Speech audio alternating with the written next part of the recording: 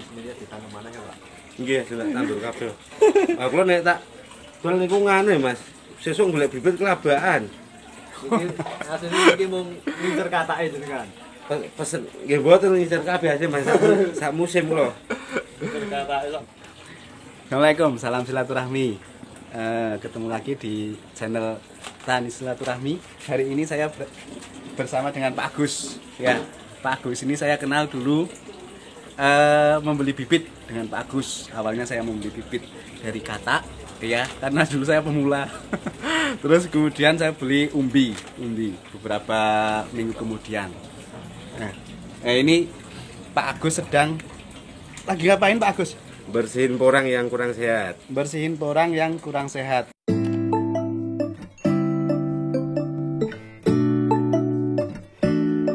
Itu kalau misalnya umbi yang seperti itu, penyebabnya apa Mas Pak Agus? Biasanya karena terlalu lembab tempat, apa karena umbi udah tua, udah kempos, bekas bunga. Oh gitu. Harus diperhatikan secara terus menerus dicek untuk pengontrolan mana umbi yang busuk kita rawat, dan untuk menunggu musim hujan dia akan tunas lagi dan kita budidayakan lagi. Kalau seperti ini masih bisa ditanam Pak Agus? Masih Mas, masih bisa Insya Allah. Tadi itu kan saya lihat di sini banyak gabus-gabus itu ya. Ya. Ini tadi udah dibersihin sama Pak Agus. Ya. Ini nanti masih bisa ditanam. Masih selama masih ada daging yang keras, ntar sembuh dari luka. Musim hujan tiba dia pasti tunas dan kita budidayakan. Kalau untuk ada perawatan khusus nggak dengan umbi yang gabus-gabus itu Pak? Ada, usahakan dibersihkan pada luka yang udah membusuk. Dibersihkan kayak tadi ya. Nah, saya lihat ini bekas dari pembersihan karena ada yang busuk. Ditaruh, usahakan di tempat yang kering, jangan yang terlalu lembab. Oh gitu. Kalau bisa dijemur dulu sebelum dikarantina. Dijemur dulu. Nah, jemur dulu menunggu bekas luka ini kering sembuh, terus dikarantina.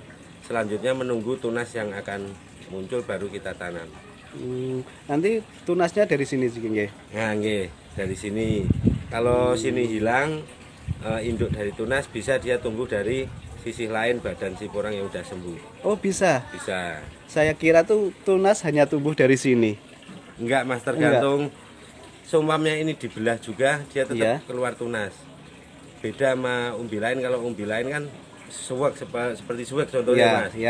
Itu semua bodi dia mempunyai tunas. Tapi kalau ini harus dipisahkan dulu dari badan yang masih nempel ini, pisahkan, baru dia keluar tunas. Oh gitu. Tapi nanti tumbuhnya itu memperbesar umbi ini tunasnya atau membuat umbi baru? Ntar kalau ditanam setelah keluar akar dan berlangsung hidup udah menumbuhkan batang sama daun. Ya. Setelah itu ini Melungsungi. Nah, melungsungi. Gabus itu mungkin. Ya, gabus. Setelah gabus itu dia akan keluar akar Mas. Ya. Baru dia ntar keluar bakal umbi yang akan kita panen, tapi persis di bawah pohon. Oh. Jadi ini hilang ntar. Ini hilang. Baru kita bisa mendapatkan umbi baru, walaupun tadinya dilihat nggak bagus, tapi kita ntar bisa dapat umbi bagus dan kata. Insya Allah. Iya. Itu berlaku untuk semua umbi atau yang lain? Semua umbi Mas, semua umbi bisa, kata bisa, asalkan masih ada sisa daging yang sehat. Oh, masih gitu. Bisa. Kalau misalnya ini kan tadi umbi yang agak rusak. Kalau misalnya dengan umbi yang utuh, misalnya seperti ini, nanti tumbuhnya umbi itu kayak tadi nggak?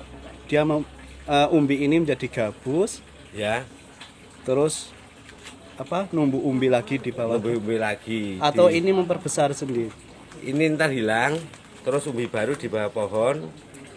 dia besarnya akan berapa lipat dari umbi yang kita tanam, kita jadikan bibit. Oh gitu. Biasanya umbi seumpama umbi 1 kilo bisa jadi 3 kilo. Iya. Ukuran hasil maksimal standar lah, bukan maksimal Mas. Nah itu bisa Mas. Asalkan syaratnya umbi sehat.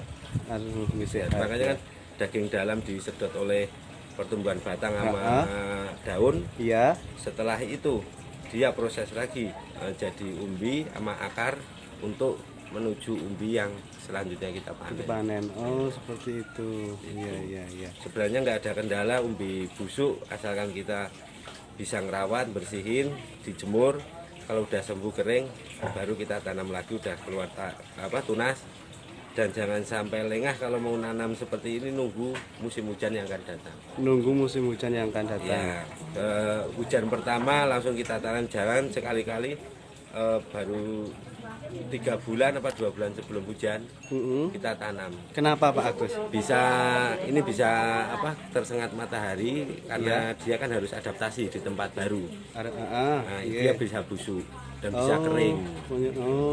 Kecuali kalau umbi udah di tempat situ udah nggak adaptasi, dia terjaga oleh alam, yang rawat alam. Tapi dengan syarat pemupukan dan dolomit jangan sampai lupa untuk penanaman. Oh gitu. Wah, ini nanti sekalian komplit ini bisa belajar ini penanaman sama Pak Agus ya. Ini tadi kalau misalnya kita menemukan umbi yang seperti ini, dia berjamur. Penanganannya gimana? Sebenarnya berjamur itu alasannya dari banyak faktor Mas. Banyak faktor. Bisa dari pengangkatan atau pembelian umbi, masih ada musim hujan. Pengangkatan umbi dari tanah, beli umbi, tapi masih musim hujan. Oh gitu. Nah itu kita bisa harus ngarantina dan rawat sebaik mungkin. Soalnya umbi yang udah diangkat dari tanah itu pasti kita akan ngurus sampai musim hujan yang akan datang, musim tanam. Itu membutuhkan waktu lama dan jangan terlalu lembab sekali naruh umbi di tempat yang tersedia di masing-masing tempat, Mas. Gitu kan? Oh gitu ya. Kalau misalnya udah ada jamur sedikit putih-putih kayak gitu, terus kita biarkan saja atau harus dibersihkan? Bersihkan. Ya, kalau nggak dibersihkan sekalian dipangkas pakai pisau. Kalau bisa dikasih abu yang tipis, yang lembut abunya. Kalau nggak diberi obat apa yang sekiranya Mas ketahui. Oh gitu. Ya. Kalau misalnya pembersihannya itu dipakai apa? Pakai air? Pakai air, dicuci juga bisa. Cuman pakai air saja. Biar kotoran di umbi itu biar nggak menjadi infeksi pada daging porang. Oh iya. Setelah dibersihkan, bersih pakai air, baru dikasih obat dengan cara monggo Masnya punya cara sendiri. Iya. Pakai obatan kimia dari mana?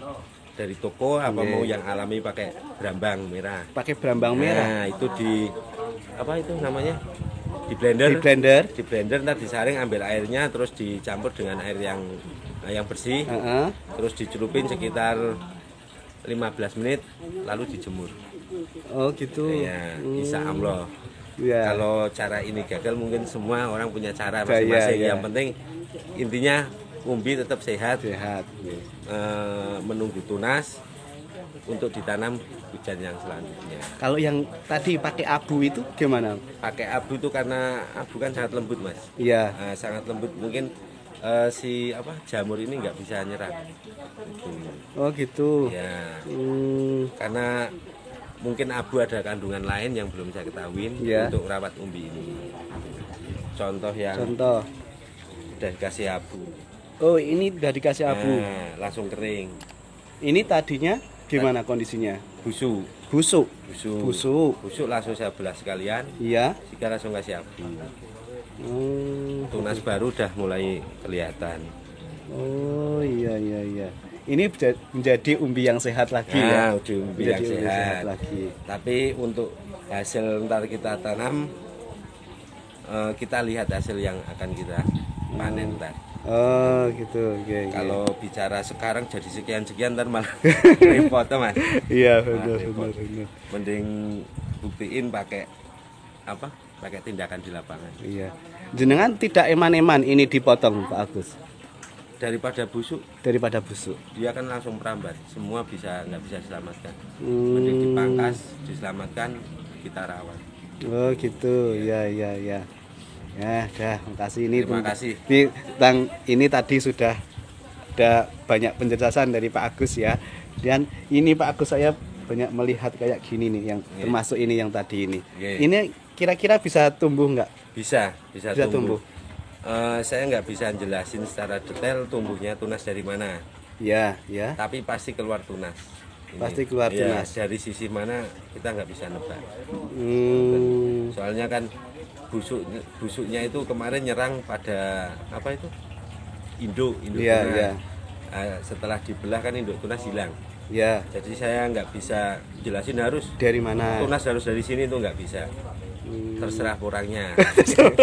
Yang penting ntar kita merawat untuk penanaman dan bertunas itu ya. Bertunas. Kita menunggu tunas yang akan muncul di badan orang yang udah sehat, udah kita rawat ini. Iya. Gitu. Jenengan sebagai pengumpul juragan besar porang ya, juragan besar porang. Itu banyak orang yang mencoba-coba. Banyak orang mencoba-coba dengan misalnya umbi segini dipotong-potong menjadi beberapa potongan. Banyak.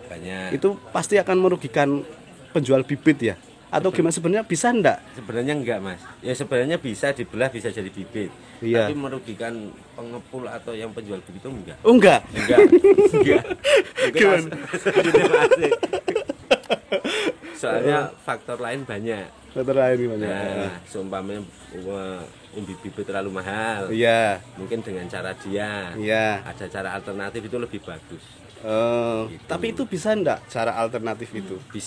Bisa, tapi sebelum nyoba harusnya dipelajari dulu. Pelajari dulu terus dicoba biar ntar nggak ada asumsi lain yang kurang bagus. Nah, hasilnya seperti apa?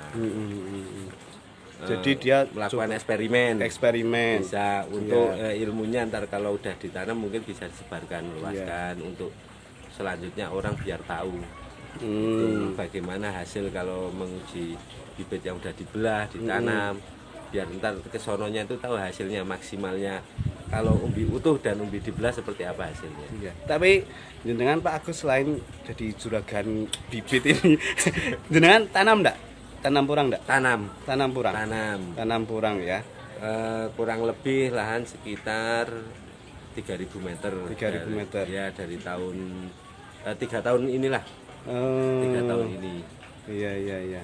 Kalau belum tanam saya nggak bisa bicara untuk pertanyaan.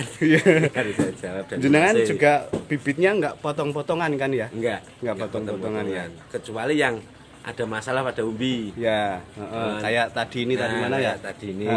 Itu karena ada kecuali bermasalah. Kita bersihin, sekalian kita buang, kita pangkas, terus kita rawat.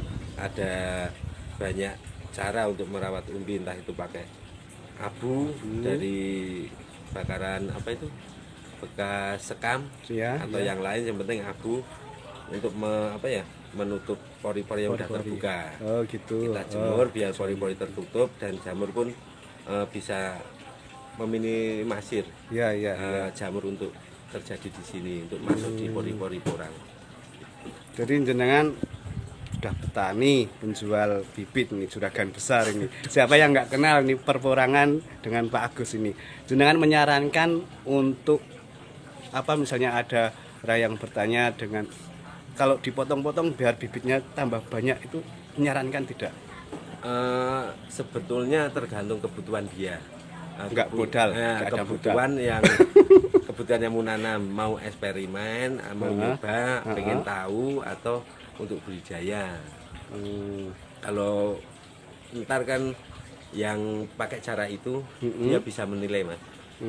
Hasil panen kalau yang dibelah seperti apa, kalau yang enggak seperti apa. Nah, itu menjadi pilihan orang itu tersebut. Jadi saya nggak bisa nyarankan harus begini enggak bisa. Karena semua itu butuh ilmu, saya juga butuh ilmu dari Mas juga. Saya bukan pakar atau bukan pemahaman ini secara detail atau clear enggak. Kita sama-sama belajar. Wah, merendah sekali ini Pak Agus ini. Padahal lihat di sana banyak sekali ini. Dulu saya pas ke sini banyak porang di sini. Di mana-mana ada porang. Bahkan Pak Agus punya kolam porang. Itu sahabat silaturahmi.